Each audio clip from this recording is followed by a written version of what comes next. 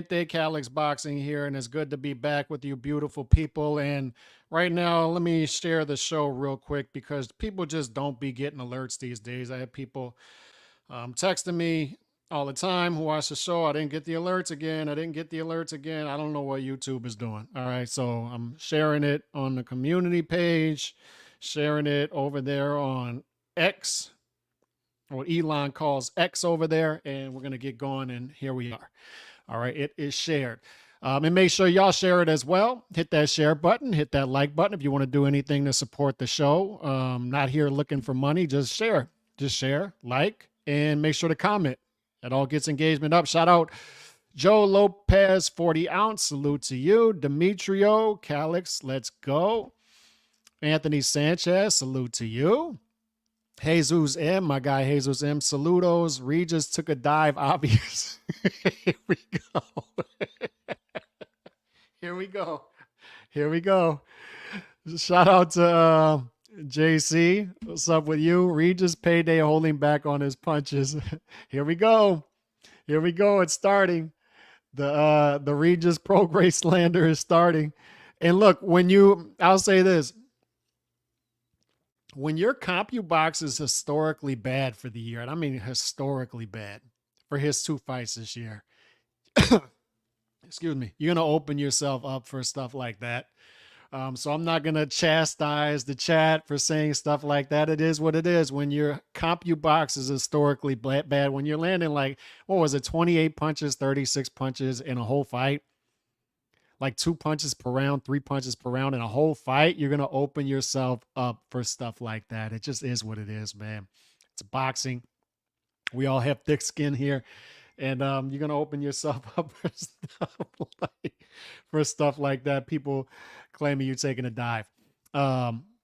Salute to you as well. And let's get this going, man. Let's see what we got. Boxing pound for pound, Jack Crawford, Inoue, Canelo, Usyk, Devin Haney. And you're going to start to see, I've seen people as high as number 3 for Devin Haney, and you're still going to have the back and forth with Devin Haney. That's not going to go away. I'm telling you right now.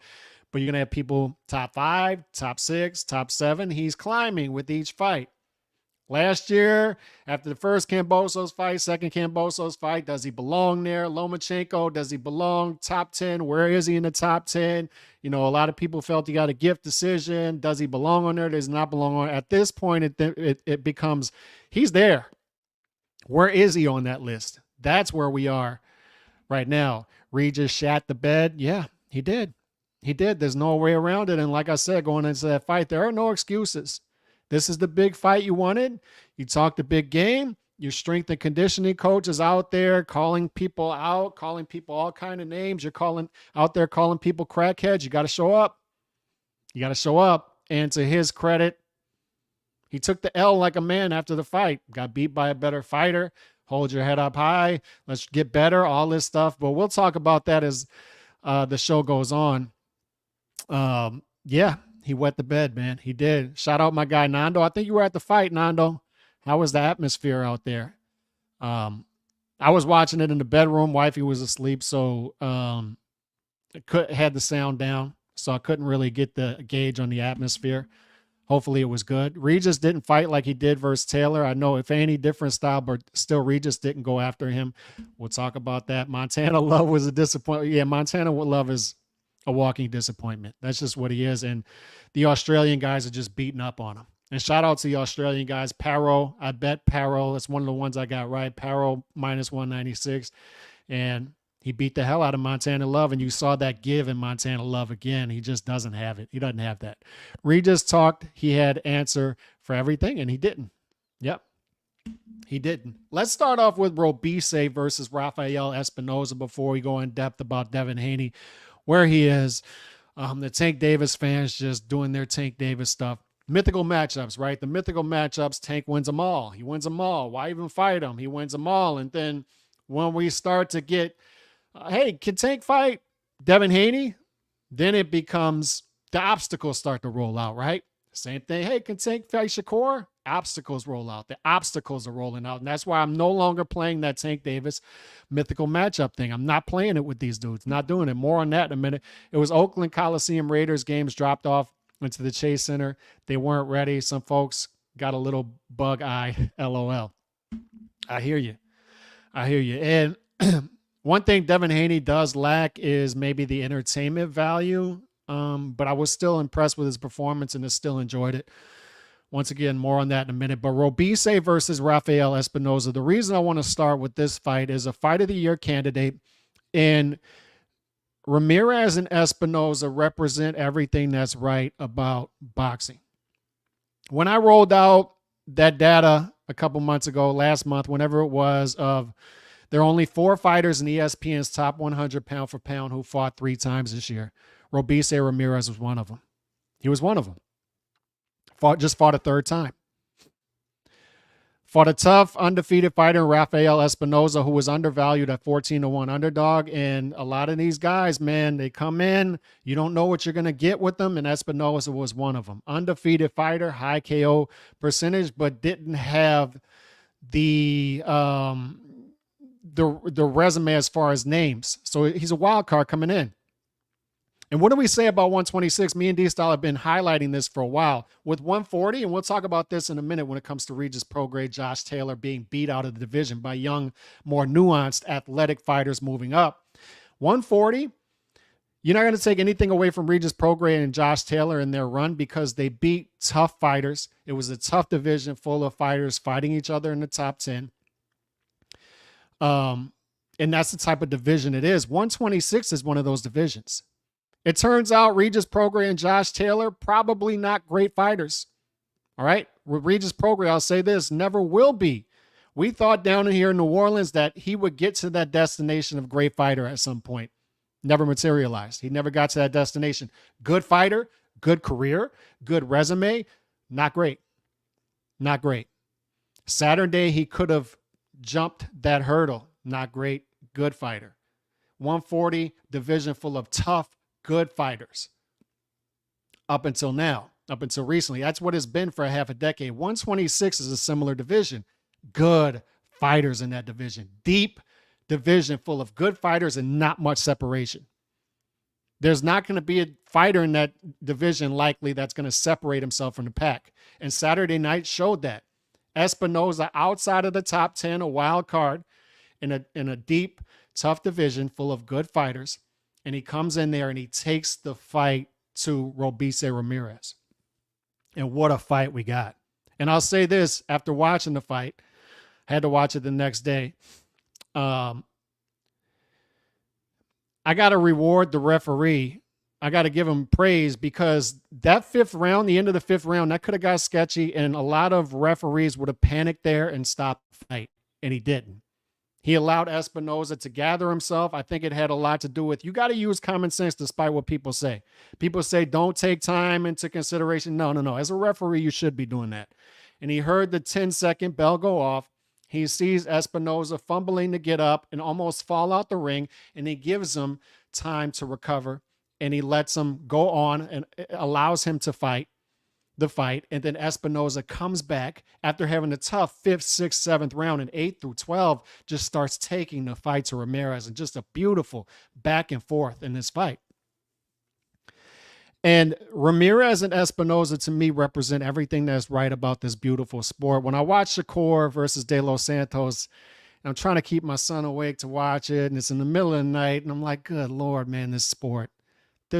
When I do a video like that, highlighting the top 100 pound for pound and saying these dudes only fight on average 1.2 fights per year. What is this? When I spend American dollars to go watch Regis Prograis fight Zorilla ringside, and they stink out the joint, CompuBox historically bad, I say, why am I doing this? And then on Saturday, I'm reminded when Robeisy Ramirez fights Rafael Espinoza, I don't hear anything leading up to the fight about purse splits and percentages and being underpaid. And then they go out there and deliver what they delivered. And I say to myself, this is it. Those are fighters. That's why I fell in love with the sport. That's why. And it rubs me the wrong way. And you're going to see a trend with this as the show goes on. When people start to badmouth fighters like that, Say, oh, Ramirez, after a fight like this, say Ramirez, oh, he was overrated. Ramirez overrated. Look at the bum, goes in there and beats him up. Ramirez overrated. It just bothers me. Because we're not taking what the lesson is, what the lesson should be into account. And the lesson should be we're here for the fights, not for the fighters. We value fighters who give us the fights. And we back that up with our actions here by rewarding those fighters. Boxing publications, all the way down to boxing fans, all the way down to boxing fans here acting like they're journalists on YouTube, and saying they value things like, oh, I want to see the fights. I just want to see good 50-50 fights. I just want to see good fights. I just want to see dudes fight. I want to see dudes fighting a lot. And then what do? They don't point out that Robeisy Ramirez, I think the only fighter in that top 100 who did it back-to-back years. 2022 fought 3 times. 2023 fought 3 times. Within 2-year period, the dude fights 6 times. Rafael Espinoza fights 7 times in that period. 4 times last year, 3 times this year. It's dudes fighting the fights. And because of that, the level of difficulty is higher. And that's what bothers me, is when dudes don't take that into account. Every other sport out there, people are docked for inactivity. Activity is taken into account. When it comes to team sports, it's already priced in, right? Because college football, everybody plays 12 games. NFL, 17 games. 82 games in the NBA. Everybody's playing the same amount of games, right? Individual sports, if a tennis player sits out a Grand Slam, they're docked in the rankings. Sit it out, you're docked. Race car driving, NASCAR, you're docked if you're not as active as your peers. Boxing, we don't do that. In boxing, do not doubt me on this. They're going to let you down again. And nothing against Bud Crawford. I'm a Bud Crawford fan, but you're going to see boxing writers and journalists out there and pundits all alike voting Bud Crawford as their fighter of the year. And we're going to sit here and say, great performance, legacy defining performance. That's fine, but he fought once. You're giving a full-time award to a part-time fighter.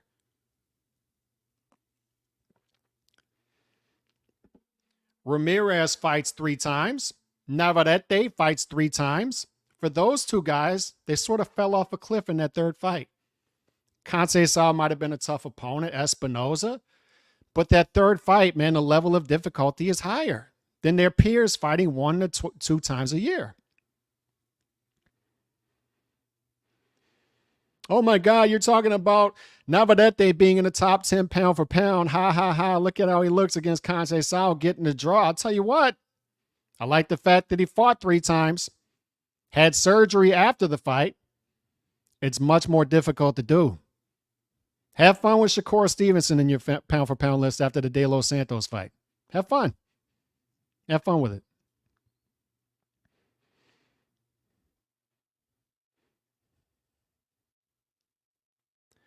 Are we about what we say we're about? Back it up with actions. Are you going to have Bud Crawford? We're watching. Are you going to have Bud Crawford as your fighter of the year, fighting once in a year? Are you? We'll see. I'm pretty sure a lot of you will.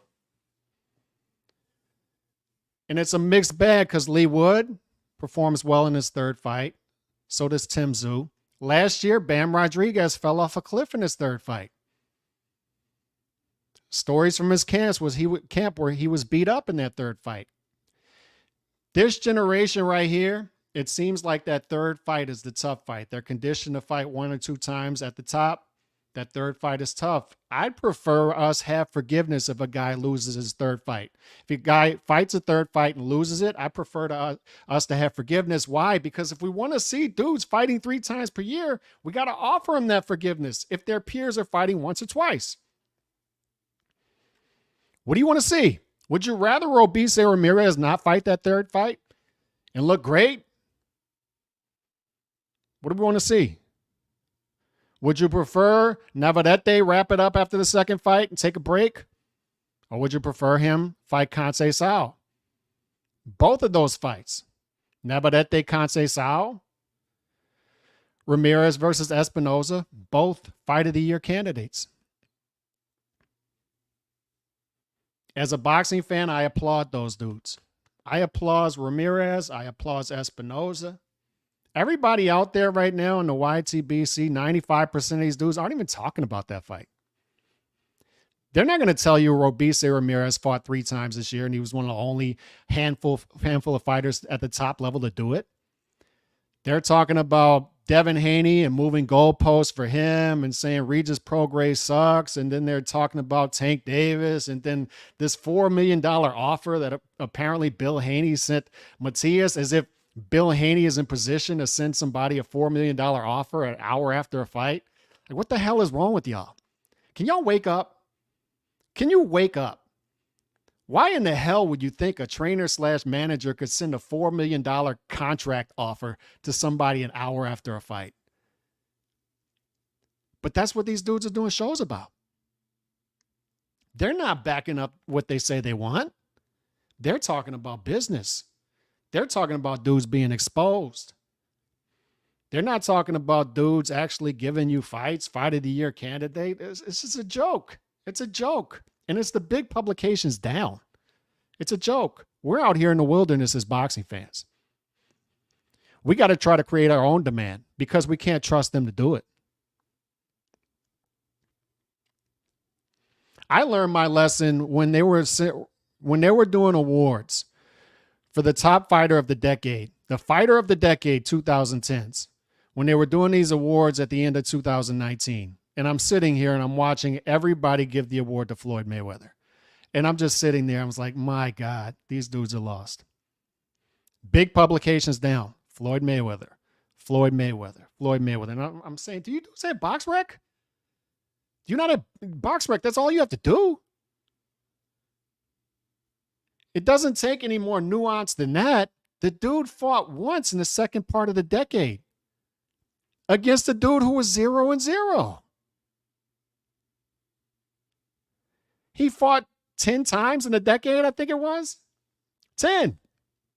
There was a dude fighting in that decade named Chocolatito who fought 26 times in that decade.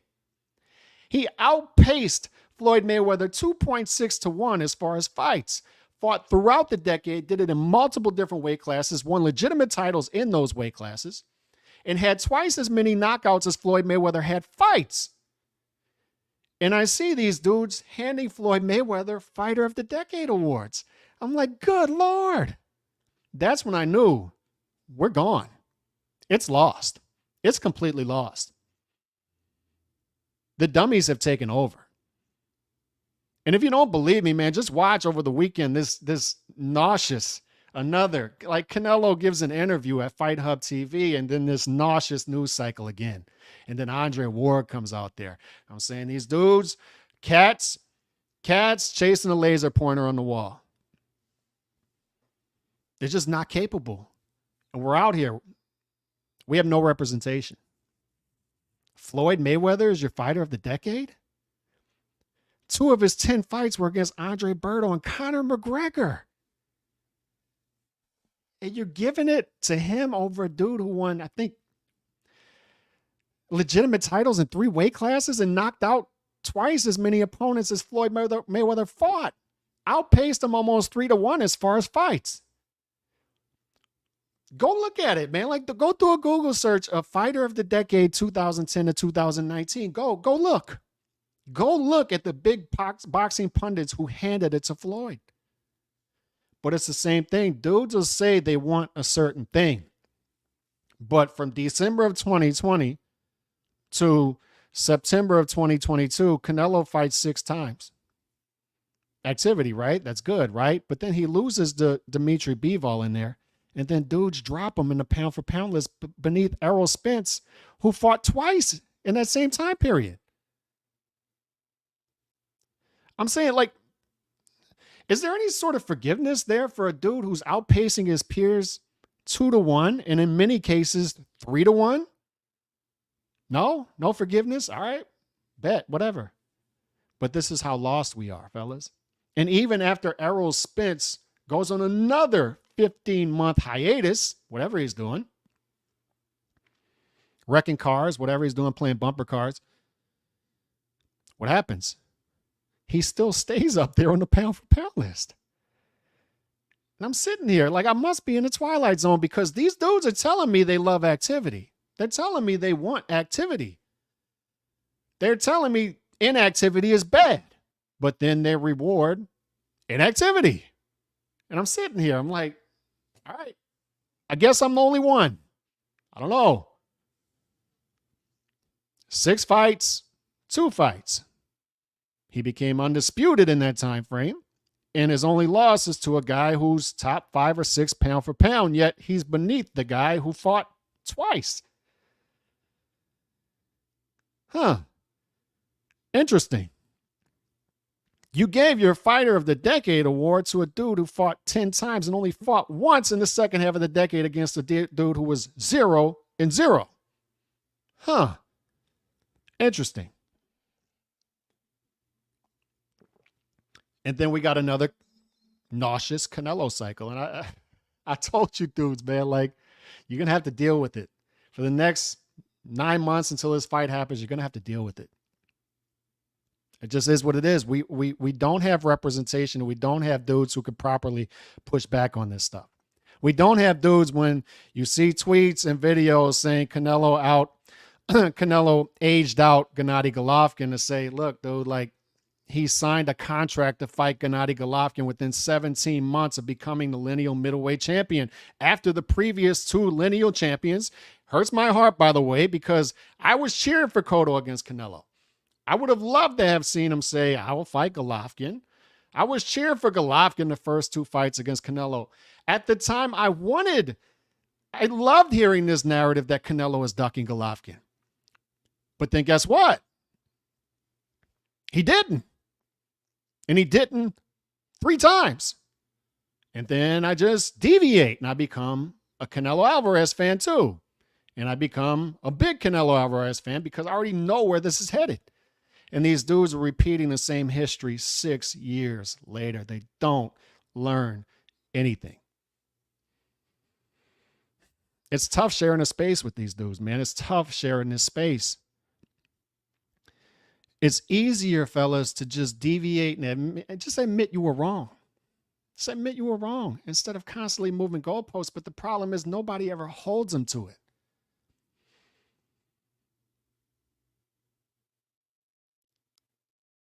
Fellas, I was on record last week saying I don't think Devin Haney translates well to 140. And guess what?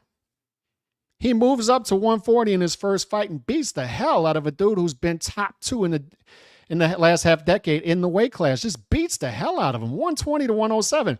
The judges couldn't even find 1 round to give the dude. None of them could. And I have to eat my words. And I'm here doing it. Transparency. I was wrong. My bad. My bad on that. Let's deviate. And then dudes will take that and use it against you and say stuff like, and that's why they don't do it. That's why they're not transparent. They'll try to use it against you. Oh, look, you were wrong there. I would still put up my track record against 99% of these dudes. But I'm here willing to admit when I'm wrong. I'm here willing to admit that I was wrong when I say Canelo was not going to fight Golovkin, and I learned my lesson. I was wrong when I picked against Teofimo against both Lomachenko and Josh Taylor. I was out here when they signed that fight saying Josh Taylor is undervalued. Toss-up fight. What? Teofimo comes out there and destroys him. Destroys him. And look how easy this is. I got it wrong. My bad. Not making that mistake again. I'm not picking against Teofimo in a big fight again. Again, Devin Haney looks great at 140. His legs look better than ever. Sitting on his punches more alert. Saying after the fight in the post-fight press conference, man, it was nice not losing that extra weight. I was able to take some days off in the fight. In my training camp, I just feel fresh. And that's when you got to say, man, the dude's going to translate to 140. I got enough data just from watching Saturday night to say that dude's going to translate to 140, but it's easy to admit you're wrong. Like, who cares? Who cares? Nobody's out here batting anywhere close to 1,000. But these dudes are going to act like they are. And they're trusting that nobody's going to push back on it, that nobody's going to zoom out and look at their track record of saying Canelo's ducking this guy and Canelo's ducking that guy. And like, you're wrong. And you were wrong. And you were wrong. And you were wrong. And you were wrong like 27 times. And I'm supposed to trust you on the 28th. Oh, the Canelo fans now, look at them. They're scared. They're scared. Nobody's scared. Literally, nobody. If there is a criticism of Canelo Alvarez from that interview, it's him saying, sometimes you got to milk fights and sometimes you got to do it. I don't want to hear any of that. If you want a fair criticism, attack him for that. But that's what I say about these dudes. They don't go after Canelo for the right reasons. You hear Canelo say something like that? No. Canelo, no. We're holding you above these dudes and we're doing it for a reason. You're above these dudes. All right. But this is where these dudes mess up is they hold Canelo to all-time great standards, but don't admit that he's an all-time great. We've been over this. So you'll see this nauseating news cycle come up, and these dudes are ignoring the fact that this is the same stuff the dude was saying 6 years ago with Gennady Golovkin, and then he fights the fight 3 times. This is not hard. It's not difficult. Wake up. And I'm saying this to the dudes who should know better. Not the dudes who are just chasing clicks. We know those dudes, right? We know those dudes who say he lost to Lara, say he lost to Trout, had him in a draw, had Canelo versus Golovkin a draw in the 3rd fight. We know who those dudes are, right? We're not talking to those dudes. Those dudes are lost. We're talking to the dudes who should know better and are saying this stuff. Wake up. Wake up. It shouldn't take us telling you this. Wake up. But Haney versus Prograis. This was a beautiful, beautiful, beautiful performance from Haney. And for Prograis, let's start there. I said I was there at the fight, just frustrated, just sitting there for the Zorilla fight, just saying, can this dude please cut off the ring? Can he please cut off the ring? Zorilla is not that fast. He's not throwing punches, so he's not giving you angles, but at the same time, step to the side. He's circling towards your power hand the whole time. The whole time. I don't know if y'all saw this video circulating out there because Regis Prograis is a big time Roberto Duran fan. And Roberto Duran went to his training camp, one of the training camps, and is trying to work with him on the heavy bag. And he's getting frustrated. And he's saying, like literally, you can see his face. It's like, because Regis Prograis is not moving his feet. He's throwing punches. And Roberto Duran has a translator there. He's trying to explain to Regis what he wants him to do. He wants him to throw the jab, pivot, and then throw a straight left. And Regis just can't get it. And he's telling Regis, your feet are not moving. They're not moving. Your feet are not moving. And Regis just can't get that pivot and straight left. Regis thinks he means straight jab, jab, straight left, move to the side. And Duran's just getting frustrated with him. But it came out this year, and we've seen it in 2 different talent levels. Huge gap between Zorilla and Prograis. I mean, Zorilla and Haney. But Prograis struggled with both of them historically bad. Historically bad. If you look at his CompuBox, both of those fights set CompuBox records, and not in a good way. Not in a good way. And we have enough data now with Prograis to say the legs just aren't there anymore. And that's not to take away from Haney's performance. We'll talk about that in a minute. And it's not to give Regis Prograis excuses, because that flaw has always been there. And that's what I was going to bring up with the 140-pound division, comparing it to 126 earlier, is it doesn't take away from what Taylor and Prograis did, because it's still a tough division. It's a tough division full of tough fighters. And you don't take away from that good resumes from Prograis and Taylor, but good, not great. And why do I say that? Is now we see talented, young, great fighters coming up, Teofimo and Devin Haney, who are a different breed of fighter moving up to 140. 140 is at that certain breed of fighter that you don't stylistically, you don't have to go out and search for. Both outside of the ring, they'll fight the fights, and inside the ring. They come to fight, you don't have to seek them out, and you don't have to go far. You don't have to do much cutting off the ring, right? We talked about how Regis Prograis doesn't have that big win against a great orthodox fighter, and this was going to give him that if he wins the fight. But we see Teofimo Lopez and Devin Haney both have a lot in common. They both beat Lomachenko at 135. Then there were, with both of them, there was speculation, and I'll put myself in this, speculation for me specifically here, that neither guy would translate well to 140. And it started to look like that with Teofimo Lopez, in that he moves up to 140, he struggles with some of these guys, Sandor Martin, but then he fights Josh Taylor. That he just destroys him. Perfect performance. Just absolutely destroys him. It makes people like me eat my words.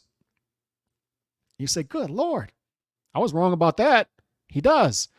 And then you have enough data now with Teofimo Lopez to say, just put that guy in big fights because he only shows up for big fights. He's not interested in Cambosos, Sandor Martin. He just wants to be in the big fights. But one thing I know for sure is he translates to 140. He's arguably the best guy in that division right now already. And Devin Haney, the same. Devin Haney, Linares, people are still out there hung up on the 11th round of Linares. And we have enough data now to know that this dude has a dog in him, and this dude knows how to protect his chin. And I would venture to guess maybe when he was hurt against Linares, he was a little weight drained, maybe. And a lot of these guys at 140 are not, you got to give Linares this, man. The dude is an up and down fighter. But when he's up, and he's willing to, he's capable of landing sharp combination punches that he landed against Devin Haney. He was able to get his footwork there in order to land those punches. A lot of these big punchers at 140, Prograis, even a Josh Taylor, who isn't a big puncher, they're not able to set their feet and get their feet there to land those big punches. Matias might be a guy like that too. So Teofimo Lopez and Devin Haney, all while people like me are saying, speculating that they won't translate to 140 and they probably will not fight these fights. Teofimo fights him, destroys him. Josh Taylor. Devin Haney goes on his timeline. Linares, Jojo Diaz, like, okay, he's getting things going. Then he fights Cambosos, undefeated, goes back out there, beats him. And you still have people saying, well, Cambosos, a weak champion. Fair enough. Lomachenko. He beats Lomachenko. Close fight. Some people say he beat him.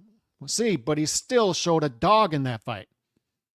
He still showed improvisation skills in that fight, that he can still be in fights with top-level fighters, even if his jab isn't working, because his jab went away. But he's still doing other things to stay in the fight, to his credit. And I think a lot of people who were very down on Haney after that fight may just not recognize how great of a fighter Lomachenko is. I don't know. And I think over time we see that Lomachenko, Golovkin, these guys have quality losses against guys like Canelo, Teofimo, Devin Haney. I know a lot of people think that there was a mass marketing campaign to get Golovkin and Lomachenko where they are. I think you're wrong. I think those guys were great fighters and they just lost to special fighters. I think over time we're going to see that. Canelo, they'll never give him that, but special fighter.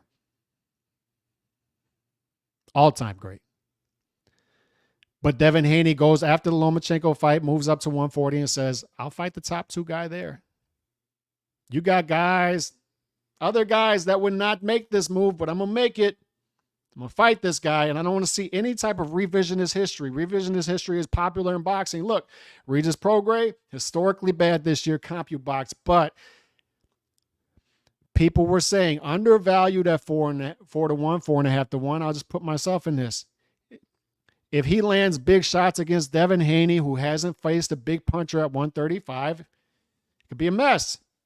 He didn't have power at 135. What makes people think he'd have power at 140? He had power at 140 on Saturday night. Enough, at least. And you could say that, yes, Prograis looked like he was in the mud, but I've never seen Prograis look that bad. And there's a reason for it. And he even said it after the fight. That mother effer is good.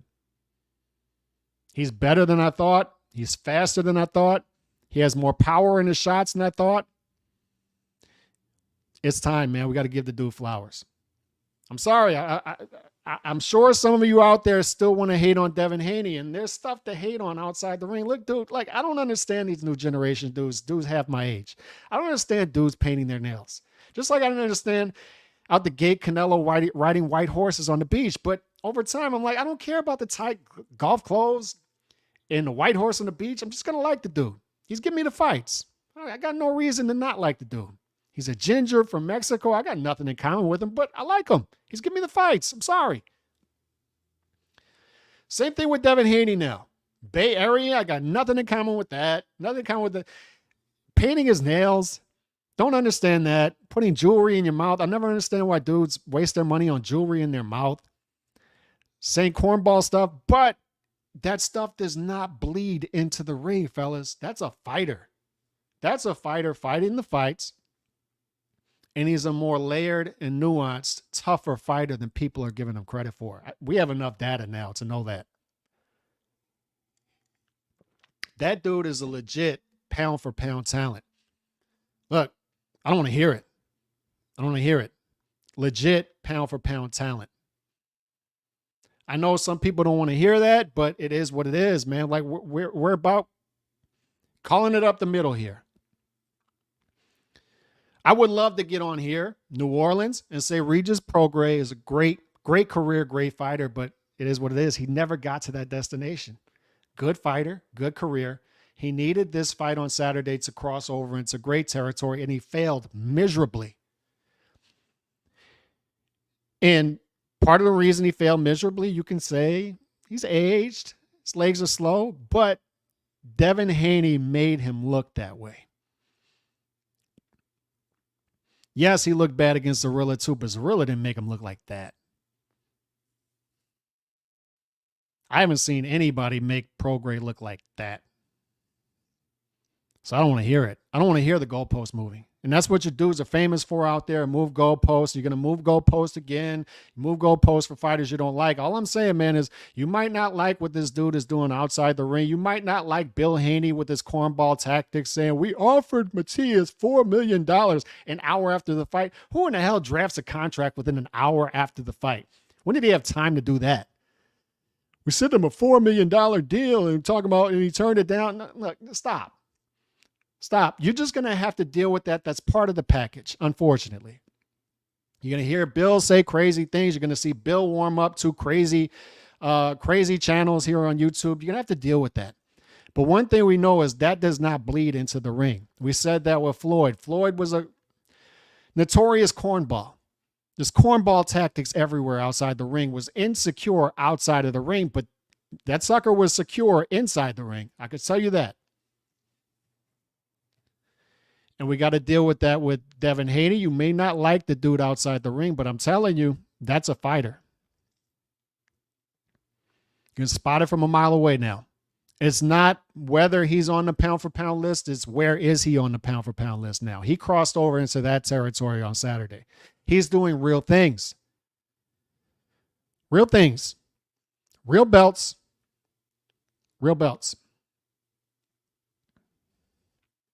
Look, man, y'all can keep up bringing up Linares 11th round if y'all want, but since the Linares fight, what do we have? 1, 2, 3, 4, 5 fights.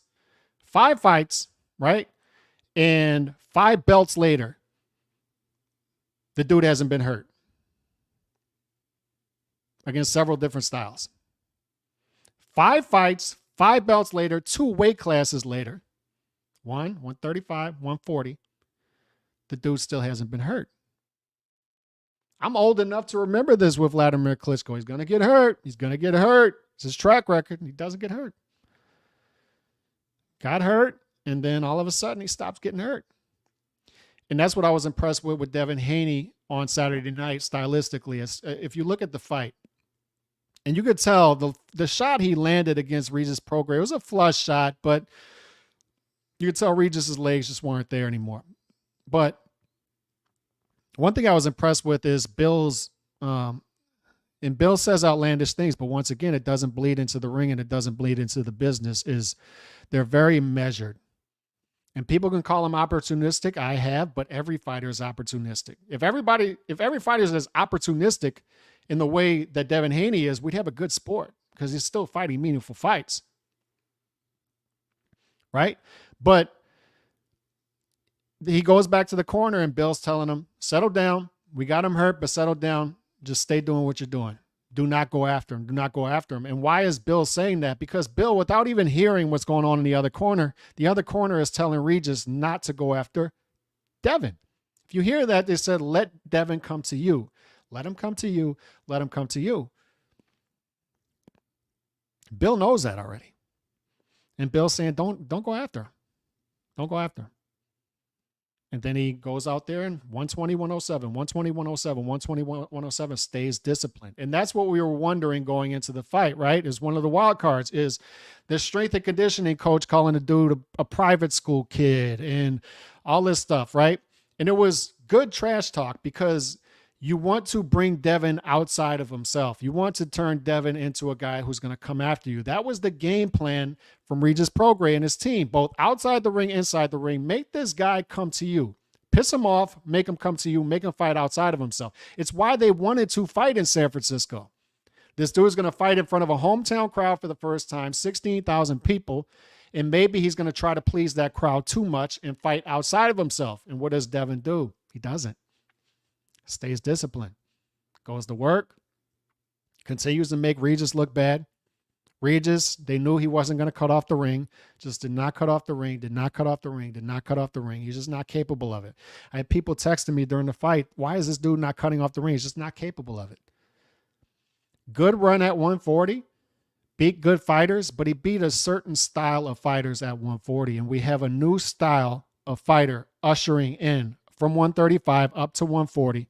Teofimo Lopez, Devin Haney, nuanced, versatile. They have a dog in them. They are fighters. Every sense of the word, Teofimo and Devin are fighters. Different type of fighters, but fighters nonetheless.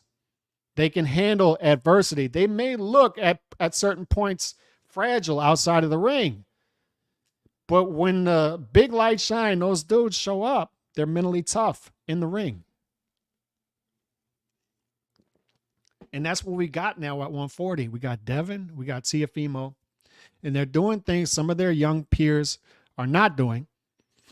And I'm telling you, it's going to go far if they keep doing this. They stay on this trajectory.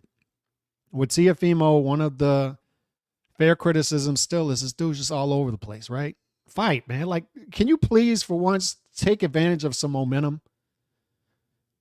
Lomachenko fight, it's the whole Triller thing, and then he loses to Kambosos, and now we've got the Josh Taylor performance, and we're all saying this dude is a top 5-6 pound for pound guy, and then all of a sudden we hear, I need $100 million to fight this guy, and I need to fight in this sphere. It's like, dude, just fight. Just fight. And it'll be nice if they fight each other. But this is another thing I say. I said in my post-fight wrap-up on Twitter on Sunday morning. Just came to mind because I saw the same thing over and over. And once again, man, these dudes just can't get out of their own way. And once again, it's big publications doing it too. I'm so tired of seeing the Tank Davis mythical matchup thing. For the love of God, man, these dudes need to stop that and just refrain from taking part in it. I've learned my lesson. I'm not doing it anymore. You got to fight a fight.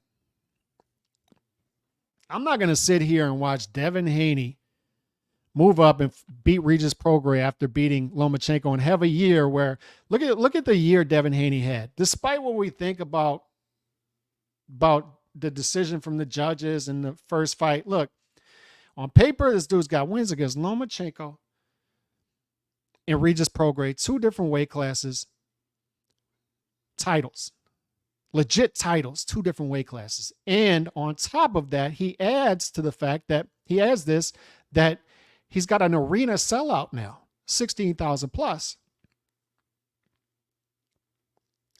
And it's one of the holes we poked in the whole Tank Davis scam for a while now is when it comes to Rolly Romero Isak Cruz. We never hear about the obstacles, right? Matteo Barrios. He moves up to 140 to fight Matteo Barrios for a title, for a Reggie. And it's, oh, he's got a Reggie. He's got a title. They're saying he's got a title, so we're going to move up and fight him. It's like, all right, bet, whatever. Not really interested, but whatever. So he fights him, and then you got guys at 140 start to bring up his name. Regis Prograis brought up his name, right? Regis Prograis. And they say, no, Regis doesn't bring anything to the table. Well, he's got a real title, or he had a real title, but Josh Taylor's name comes up.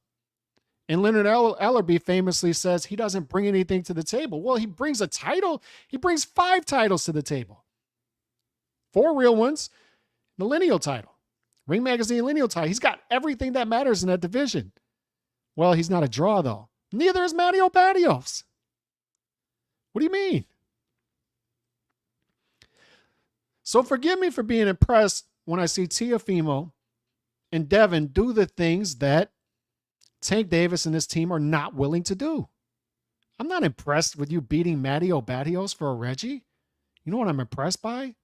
Teofimo beating the hell out of Josh Taylor. You know what I'm impressed by? Devin Haney making Regis Prograis, who has been seen widely by a lot of people as the toughest son of a gun in the division for a half a decade, and just beating the hell out of him. Just beating the hell out of him. And I'm supposed to sit here and be impressed with what Tank is doing over there? He's going to fight Isak Cruz, I'm sure, again, on Amazon Prime. It's like, I'm supposed to be impressed by that? So, this is what I've been saying for a while, until this dude fights somebody of note, until he fights one of his top peers, I'm going to assume he loses all those fights. Sorry.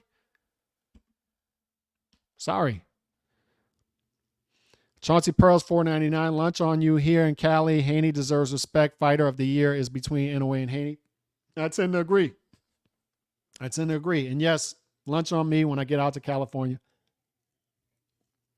You called that one correctly. Haney by decision. Chauncey, so shout out to you. And yeah, I got no reason to move the goalpost on this dude. I don't understand why dudes do that. Give the dude his flowers. If a fighter does what you want him to do, give the dude his flowers. How difficult is this? Well, I don't like him outside the ring. Well, I don't care. How about that? Who cares? Kobe Bryant was a well-known universal cornball. Guess what? He was a killer on the ring. He was a killer on the court. Absolute killer. He's out there doing rap songs. Whatever else he's doing, but on the court, he's a killer. Learn to separate outside from what these dudes are doing in the athletic venue. And you learn to appreciate them more, I guess. I don't know. But I need to see dudes, and I'll stay consistent with this. I need to see these dudes do stuff against real fighters. So until Tank does that, I'm so out on these. It used to be old YouTube, 2010, say circa 2010, 2012, before the LDBC dudes came around and took over, and the smartphone, and it was easier to upload videos, right? And Twitter, old school Twitter, which was much better than new school modern day Twitter. 2010, 2012, you used to have dudes, like smart dudes, and they used to battle and debate on who would win mythical matchups between fighters of different eras, or maybe pound for pound debates, right, on fighters from different weight classes and stuff like this. But now we've gone to a place where it's a new thing, it's a new trend to battle and debate who wins fights between fighters of the same era that are fighting right now in the same weight class. And the fighters that they do this the most with are the fighters not fighting the fights. And increasingly, the fighters not fighting the fights are the ones winning at a higher percentage these mythical, theoretical debates on theoretical matchups. Fantasy matchups. Why the hell are you doing fantasy matchups of dudes fighting in the same weight class at the same time? Why are you doing it? And Tank is part of the Tank Davis theorem. He wins them all. All of them. And I hear stuff like, well, look, man, look, I'm going to tell you this. Look, yes, he doesn't have the resume, but resume, you nerds are focused on resume. You need to focus on performance. Well, how in the hell? Like, isn't it more difficult to perform better if you're facing better competition? How many times this year? We just saw it on Saturday night with Espinoza versus Robice. Espinoza's a 14-1 underdog. Smart dudes, intelligent dudes, the smartest dudes in the world when it comes to handicapping boxing matches. And the reason they are is because they have to make the casino money. They have to make the house money. They go out and seek the smartest dudes to create these algorithms and look at a boxing match from every angle to make sure they get it right and win the house money. But they get it so wrong when it comes to Espinoza and Ramirez, and they got it wrong on a lot of fights just Saturday night. Yet I'm supposed to think that a dude who's putting on great performances because he's not facing great competition is theoretically going to beat the fighters facing better competition just because it says so on paper. No, get the hell out of here. At what point do you do sack up? Just sack the hell up and say, fight somebody. Go fight Shakur. But dudes have given up, saying he's going to fight Isak. Whatever. I'm going to put him on a pound-for-pound list anyway. All right? I shouldn't be surprised. Like I said, the inconsistencies. You dudes say you like activity, but you got a dude in Errol Spence ranked higher than a Canelo Alvarez when Errol Spence has fought 2 times in the same span Canelo Alvarez fights 6. All because Canelo loses to another pound-for-pound level fighter in Dimitri Bivol. According to you dudes, 2-0 is more impressive than 5-1 in the one loss against a pound-for-pound fighter. So I have to assume that you don't care about activity. If you're making that move, I have to assume that. I have to assume if you're calling out Robice Ramirez right now for an Espinoza loss, that you're not going to take into account that the dude fought 3 times this year and his other peers on the top 100 pound-for-pound list are fighting once and twice. Should we not offer this dude forgiveness? Especially when he's in a fight of the year candidate. Should we not offer him forgiveness? Shouldn't fighters who fight more, fight at a higher rate, fight good competition be offered forgiveness? And while this is going on, I'm watching over here the same dudes praise Tank Davis's talent and put him on pound for pound lists and say, I don't need to see it because he's putting on great performances. So I'm going to assume he beats Devin Haney and Shakur Stevenson. All right, go do that then. But don't tell me you value fighters fighting tough fights and activity. Don't tell me that. Because obviously you don't believe that. I'm an actions guy. I'm a track record guy.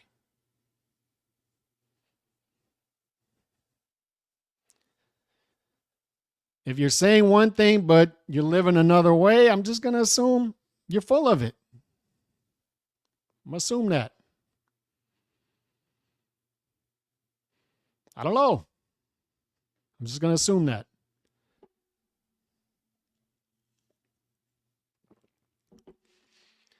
But when it comes to Devin Haney, I know where the dudes who are still holding out, I know where this is coming from. They just don't want to admit they were wrong. And it's easier to just admit you were wrong.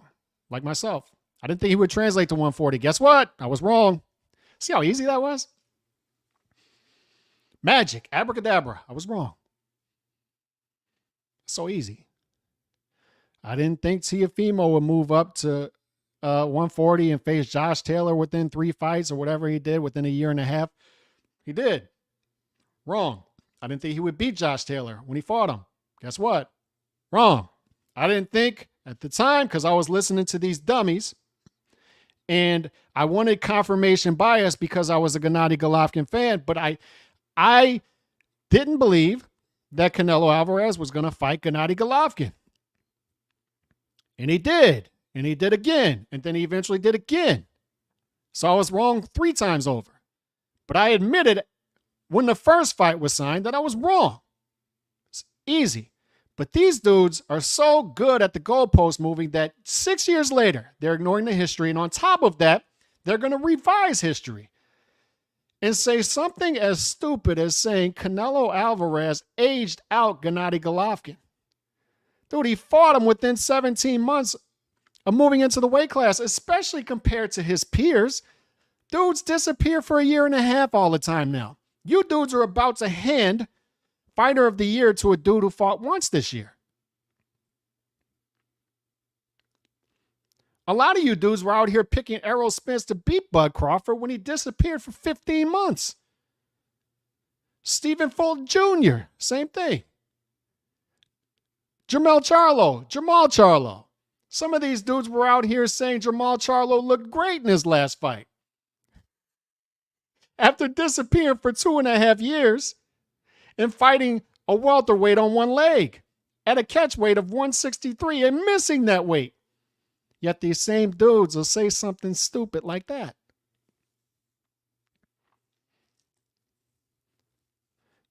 These dudes are hung up on 4 months when it comes to Canelo. But at least be honest about why you're doing it. At least be honest about you're holding him above his peers because you view him above his peers. You're holding him to all-time great standard because you think he's an all-time great. Hello? Once again, magic, abracadabra.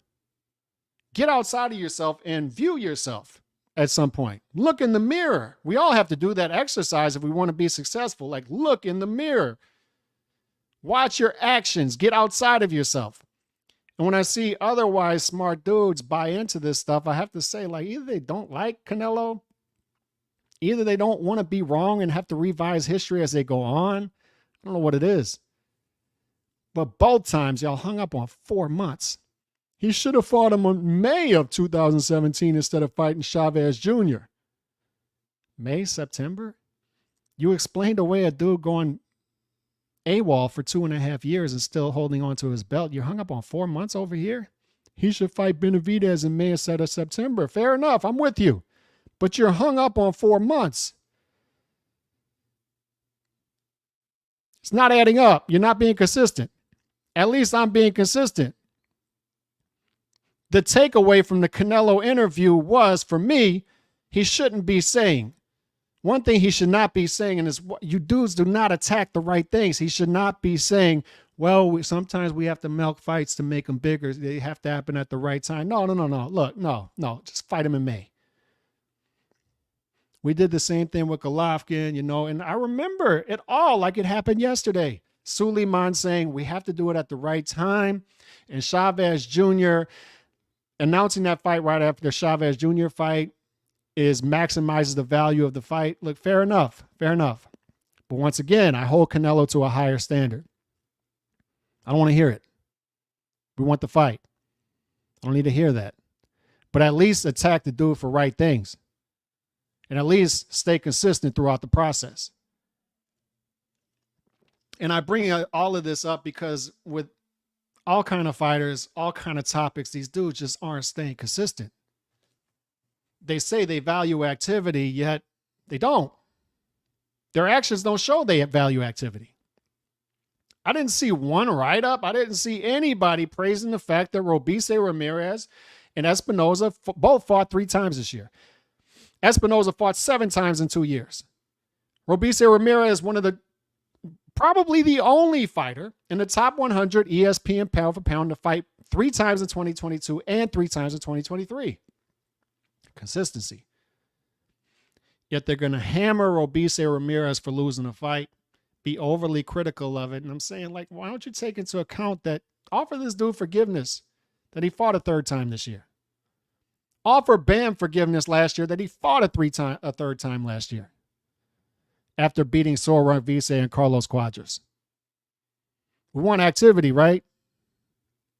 If you want activity, maybe, just maybe, you shouldn't be putting a guy with 2 fights who fought two fights in the same span as a guy who fought 6 fights ahead. The guy who fought 2 fights is ahead of the guy who fought 6 fights? On what planet is that okay?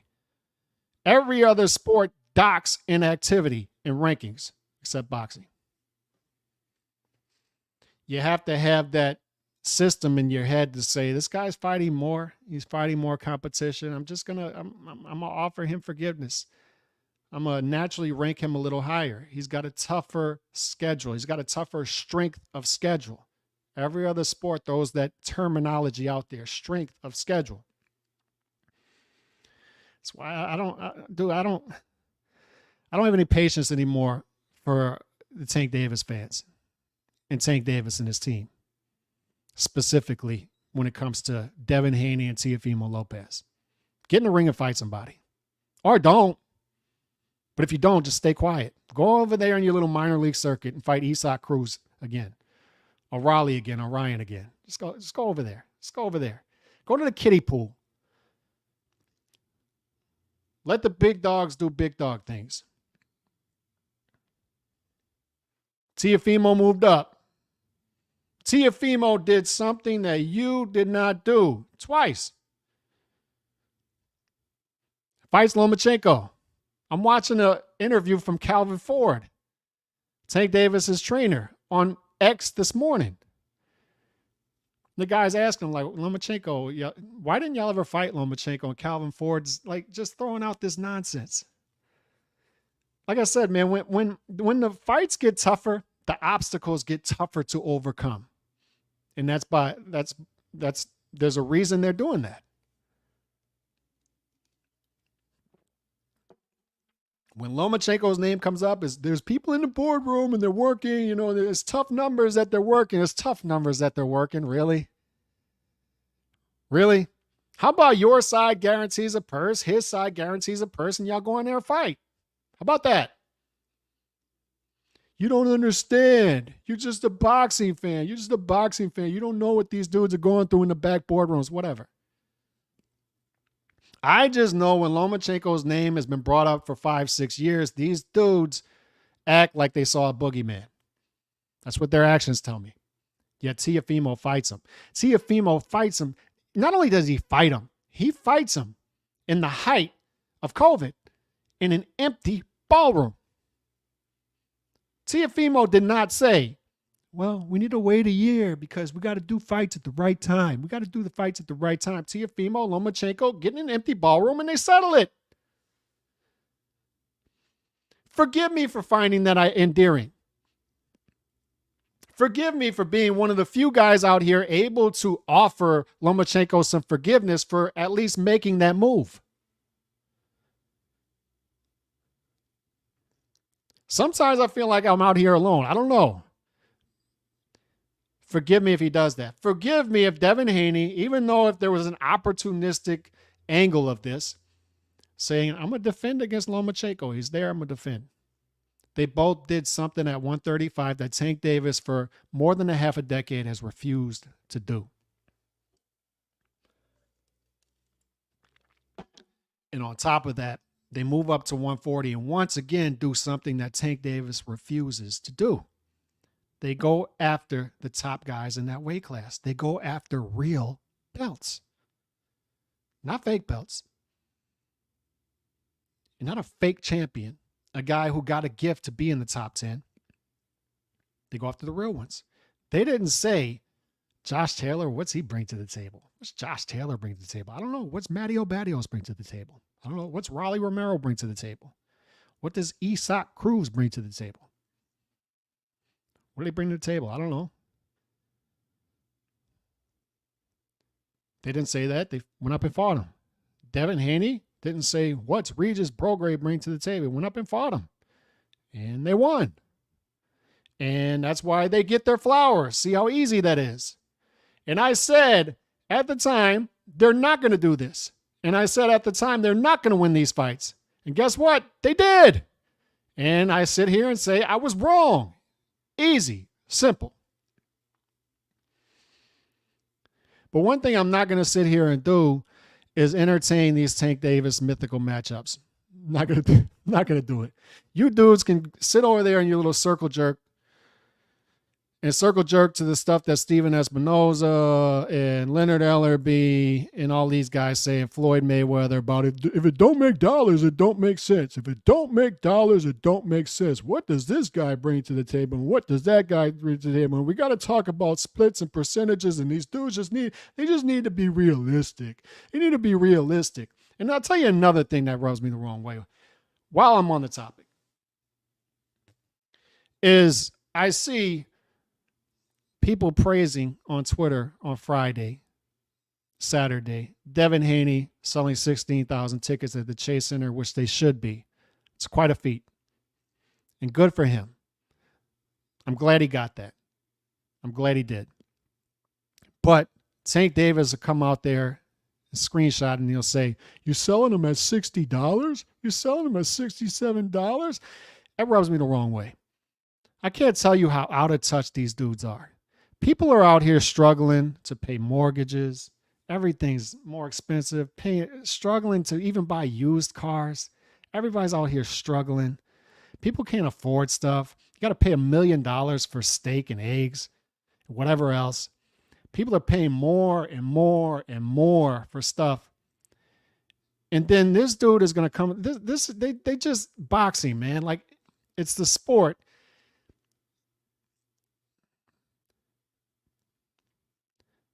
Show respect for working class people. Look, I'm doing fine, but I get it. I grew up, my parents were getting behind on payments. I remember it. I remember for 95% of my life living paycheck to paycheck, wondering, like, if something bad happens, I'm not going to have the money to pay for it. Being house poor, being car poor. I remember it like it was yesterday. And now that I'm fine and comfortable, I don't lose sight of that. But some people apparently have. You see these multi-million-dollar athletes showing disrespect for working class people, saying $67. You charging people $65. Why can't you price tickets affordably? Why is that wrong? Why is that wrong? Why is it wrong to have a price point for everybody? Every other sport does it. For the love of God, man, Saints tickets were $4 yesterday to get in the Superdome. $4. It helps that they suck, but they've always had affordable tickets for everybody. Everybody could get in the door, and that's why when you can see 3 generations of boxing fan, the grandpa, the dad, the son, the daughter. They're all there, and they're enjoying, and they're transitioning. They're helping to grow the sport by passing it on to the next generation. And these dudes price these people out. I went to Vegas. I've been to Vegas a million times for fights. I went last year. I paid $18 for a Smart Water, $20 for a biscuit and a coffee from Starbucks. Nothing is affordable there. Nothing. Tickets to get on the plane, tickets for the flight, all of it unaffordable. Can we have more fights like this? Can we have more fights where they belong, where a lot of people can get in? It's another reason I value Canelo. He said, I can do $18 to $20 million live gate in Vegas. Yeah, but we got to go to Dallas. We're going to do a $9 million live gate based off of 80,000 seats or whatever they did. But I'm going to sacrifice that to get more people in the building and to grow my brand. It grows my brand, and it also gives people an opportunity to have access to me. He goes to Mexico, does the same thing to fight John Ryder. I'm going to give these people access to me. They support me. I'm going to give them access to my fight, make it affordable. And then you have these clowns, absolute clowns online saying, look at that. Look at Broke Boy with this Broke Boy stuff. Look at this Broke Boy. Look at these tickets, these ticket sales. And they wonder why dudes are out here buying fire sticks. Who in the hell would support that? You even have boxing fans. I'm not going to bring up the guy's name again, but he's doing this little circuit out there attacking people with fire sticks. I'm saying, dude, how many pay-per-views are going to put on? None of the tickets are affordable to go to fights. They've abandoned us. So it's either one of two things. People either leave or they get the fire stick. It's one of the two. And these dudes are doing their voodoo math saying 200,000 people use the fire stick, so that's 200,000 buys that people robbed the fight of. No, those 200,000 people were not going to buy the fight. Sorry to break it to you. You're a country club sport now. You made this too exclusive. You made these fighters less accessible. And it rubs me the wrong way when I see a Tank Davis out there say $65 seats, especially when this dude was pricing, when his tickets were $50 to get into the Staples Center. And they curtained off the top.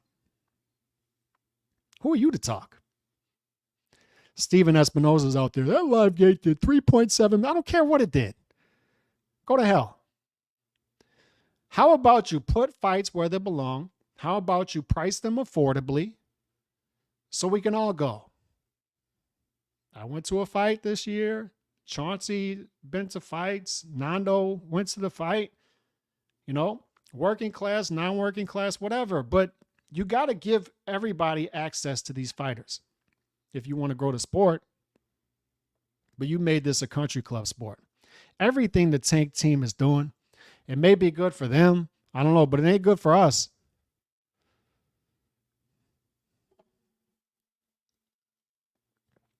That much I know. I don't understand why that's intriguing to people. People shunning and looking down on working class people. Why is that intriguing?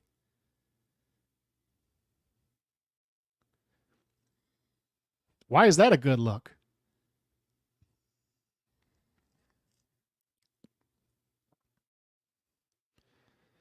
So once again, we got to back up our words with actions. Devin Haney, great performance. Devin Haney proved that he can land the jab against the southpaw. Devin Haney proved that his legs look better at 140 than 135. I know it's just one fight, but I think we got enough data on Saturday night to know that this guy's a problem at 140. He is a problem. We got to give him his flowers. I think I had my write-up. What was it? Just to break it down better. My write-up Sunday morning. Devin Haney is the real deal. Give the dude his flowers. Solid resume with real belts to back it up, and now has a great performance with an arena sellout to add to that. So all these excuses of this guy doesn't draw, and I guarantee you what these dudes are going to do is they're going to search and scour for pay-per-view numbers. And if the pay-per-view numbers do 50,000, oh my God, he's not a draw. Oh my God, 50,000. And they're going to be the complete opposite of where they are with Canelo and Benavidez. Because you can throw that in Benavidez's face too. Benavidez doesn't sell. But we're not, because we want to see the fight. But the Tank Davis fans are going to show that contradiction. For Benavidez, that doesn't matter. For Devin Haney, it does. For Tank Davis, they want to keep him in that bubble. They are scared to death that this guy could fight a real fight because everything is built up. His whole aura is about that all. And they can't have it. They can't have him lose that. You saw how a lot of these dudes reacted online to Deontay Wilder losing. You saw how a lot of these dudes reacted to Errol Spence losing. It's not going to be pretty with Tank Davis if he loses. Everything is built up with that all. And Devin Haney worries them. Don't doubt me on that. I didn't think Devin Haney would translate as well to 140, and I think I got enough data last night to say I was wrong on that. Easy. It's easy to say you were wrong and deviate. You don't need to move goalposts. Teofimo, probably the only fighter at that weight I'd pick against him. And it's true. I'm just not going to pick against Teofimo again. I think Teofimo just shines in big fights, but you can say the same about Devin Haney. And there's going to be an argument on who belongs higher pound for pound. Devin Haney has a pretty good argument, to be honest, because he doesn't have a loss against Kambosos. He beat Kambosos twice. Also beat Lomachenko, but in fairness, Teofimo beat Lomachenko better. Everybody feels like Teofimo beat Lomachenko, and Devin Haney doesn't have that. But they have Teofimo probably has the better win. Does have the better win at 140 because Josh Taylor beat Regis Prograis, but it's close. 140 before this year was a gauntlet division full of tough fighters willing to mix it up. But Teofimo and Haney bring a new element to that division of younger, more athletic, nuanced fighters. Those dudes just beat the two top guys from the last half decade out of the division emphatically. And boy, did they do it. Emphatically. Two of the best performances of the year. Impressive stuff. And one thing 2023 gave us was impressive performances at the top. Bud, Inoue, Teofimo, Devin. Just perfect performances all around. As a consumer, I've had enough of the Tank Davis mythical matchups and no longer give them the time of day. On old boxing Twitter, circa 2010, 2012, it was a popular trend to discuss mythical matchups between fighters of different generations, different weight classes. Now it's become a thing to discuss mythical matchups of fighters from same era, same weight class. This is a sad trend, and it's a trend that should not exist. And the fighters who are most discussed and increasingly winning these online mythical matchups are the ones not fighting the fights. And it goes back to a lot of these guys like performances, and that's fine, but you got to do performances against top fighters. It's easier to put on great performances when you're not fighting the fights. Tank needs to start fighting his top peers. Enough is enough. Tired of the excuses. Until then, I'll assume the fighters actually fighting the fights, or at least trying to, Devin, Tio, Lomachenko, Shakur, beat him. That's my default position as a paying customer. As for Prograis, he'll likely fight on, but his legs are shot. 2 straight fights against fighters with a different talent level, talent gap, who made him look like he was in quicksand. Look at Prograis' CompuBox data from 2023. It's historically ugly, and it is, fellas. It's historically ugly. And you can't ignore that when we're evaluating fighters. You can't. That great debate between who's greater all time between Bernard Hopkins and Roy Jones Jr., people will point to Roy Jones's prime. But you also have to take into account everything that Roy did post-prime, post-John Ruiz, post-first Antonio Tarver fight. Why? Because Bernard during that time is putting together a historically great resume. And we can't take that into effect without taking what Roy is doing on the back end as well. Regis Prograis still fighting. We have to take into a consideration. We have to look at the resume and say he lost a big fight on Saturday night. We have to take into a consideration he's still fighting in 2023. He put on 2 really bad performances in 2023.